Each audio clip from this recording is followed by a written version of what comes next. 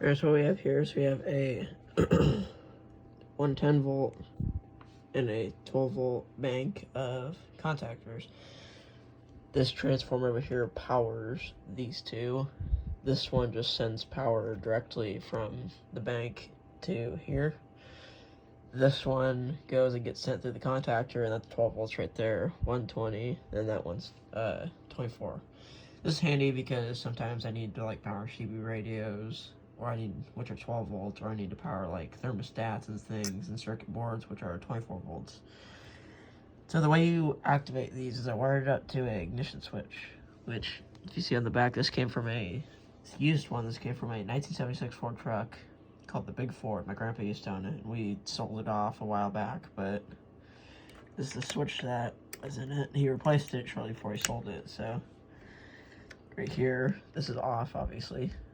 This one, so okay, so I turn it to here. That's 12 volts. So, as you can see, you can't tell, that's what gets slid down. So when we turn the key to here, and hear a change of noise, that would be this. Because right here, I turn this, and that one turns off, and this one turns on. And that's nice because whenever I'm blowing up electronics or whatever, I want to provide a short burst of 110, not a steady one. That way I can shut it off really easy. And that's handy if I can just turn the key to here. However, the only downside of having an ignition switch like this is if you lose the key, well, it ain't that good if you lose the key. So I usually recommend, if you're going to do this, you get like at least 3 or 4 copies of the key. That way, you know, you can preserve the original key, but also not lose the original key or keys.